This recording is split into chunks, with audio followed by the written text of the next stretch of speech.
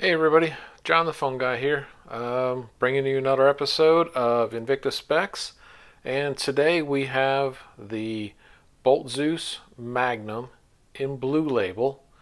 Model number is 28632. So get this guy a look here. The blue label, just to kind of start off with that, is a coloration styling that is all blue ionized in the case and everything, and the accents are in a yellow or goldish color.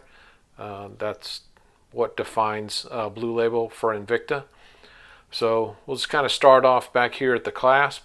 It is a scissor style deployant, so very flat, very comfortable on the wrist. You know, it's very smooth. Also has the extra keeper to ensure that it stays on. Of course, we've got all the Invicta badging and everything on here.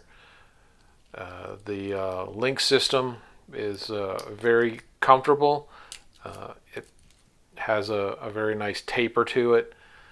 So the bracelet itself, sizing wise, pretty straightforward. You know, you've got your arrows pointing down, you know, which way to push the pins out. Standard pins, nothing too crazy on this. I always start whenever I size mine at the very last one, just because of any time you get into something where there's any sort of a taper, you run the risk of potentially getting things that they don't quite line up correctly. So case on this is a pretty beefy case. Lug system, though, because of the way it tapers, is extremely comfortable on the wrist, and just for the weight, you would just be surprised on how wearable this is. Of course, we'll go through this. So, flame fusion crystal, again, is a synthetic material, has the properties of a sapphire and some properties of a mineral glass crystal, where it has both a impact resistance and a scratch resistance to it, both on the main dial and your secondary dial.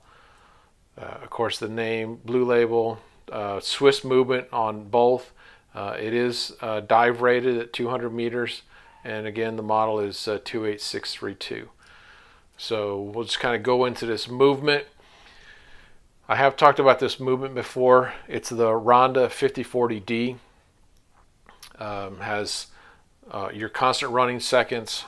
Grab my pointer and try to keep the glare down. So your constant running seconds is over here at like the 2-3 o'clock.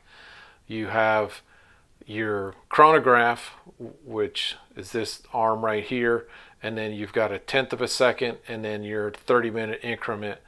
As you notice, some of these lines are off. That was on purpose so that I can kind of show you how to, if for some reason it's not quite lined up, how to fix that.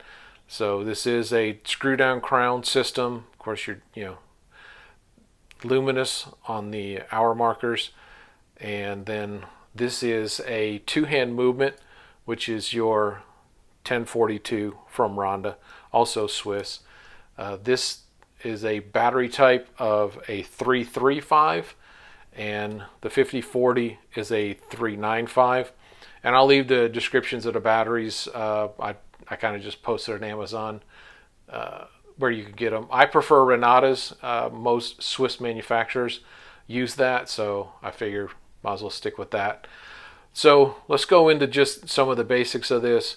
So screw down crown. So we're going to unscrew this, pop it out one, and then we're going to change date, obviously, through here. Pop it a second time all the way out, and that's going to change your time. I'm going to kind of move this.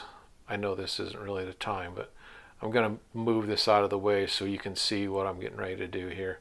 So we'll just kind of set that here.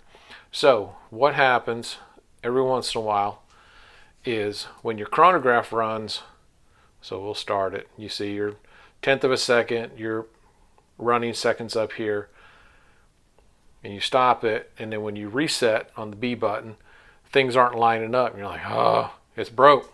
I got to send it in. No, on the 50-40, you unscrew the crown, you pull it out 2 times all the way, you press and hold both the A and the B. It's going to swing around. Now, you press the A one at a time.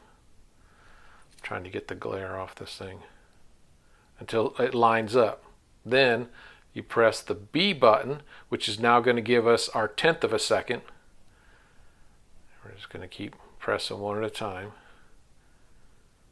until we get that lined up. Press the B button again, and then we're going to adjust this 30-minute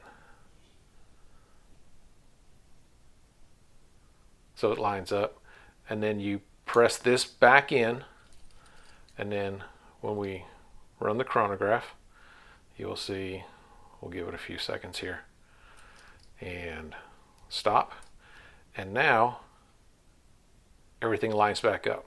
So that's one of the kind of, I don't know if it's a trick of the trade, but that's one of the things I've picked up on. If you read through the manual, which can be sometimes a little daunting, but I just wanted to show you guys. So I didn't want to show you changing everything because that is just kind of painful sitting there doing it all, but did want to show you just how it's done. And then of course, every time I have a watch sitting around, I tighten down the crown, to keep dust and everything out. And then obviously when you wear it, keeps any moisture, so you're good to go there. So this is side view again. I have a 7-inch wrist, so I'll kind of put it on so you guys can see what that looks like. So from the side, it's a pretty comfortable watch. I've gotten used to these bigger watches, so for me a 52 is not that big of a deal. Sets up on the wrist pretty good. I would say this is probably not a business suit watch. It's just not gonna fit underneath a shirt and jacket easily. So it just is what it is. So we're going to grab our handy dandy here, and from the 4 o'clock, the 10 o'clock, my goodness, I apologize, that was just sloppy. So from the 10 o'clock to the 4 o'clock, which is how industry measures things.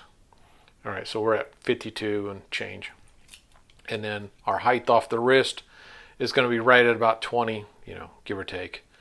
So it's like I say, it's up there. Once you get used to it, and the way that it's designed is very comfortable from an ergonomic standpoint. This is, like I say, it's going to be a heavy watch. This is going to be about, so this is about 12 ounces. So not a pound, but 3/4 of a pound. So it's going to be noticeable when you first start wearing it. But I really enjoy it. Like I say, the fit on this, you can just kind of see it. Now, if I move it back up my wrist a little bit further for someone who's got a bigger wrist, the lug system just keeps adapting and making this a very comfortable. I'd say that's probably up around an 8-inch wrist or better right there.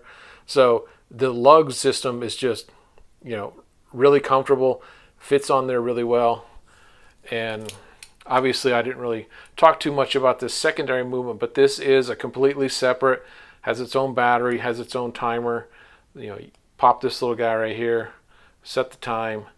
What a lot of people will do if they travel a lot, they'll keep this one on their home time and change this one to local time, or vice versa, that kind of thing. If you've got family that live in another time zone and they're like in the UK and it's like 5 hours ahead and you don't want to call them in the middle of the night, you'll be, oh, okay, it's a little too late for that. Those kind of things. I just kind of set them both to the same, or, play around with it a little bit. But, from a functional standpoint, it is, whoo. Wow, that was bad. Much better. So this is, like I say, Bolt Zeus Magnum in blue label. Want to give a shout out to some of my fellow Invicta YouTubers. Trap Vision 3D, Invicta Lifestyle, does a lot of work with just general, integrating fashion and just day-to-day stuff of an Invicta collector. Tommy Big Time does a lot of watch sizing, bracelets, battery changes, and other things. Another good source of information. Shopping wise, I get most of mine from Evine, soon to be Shop HQ.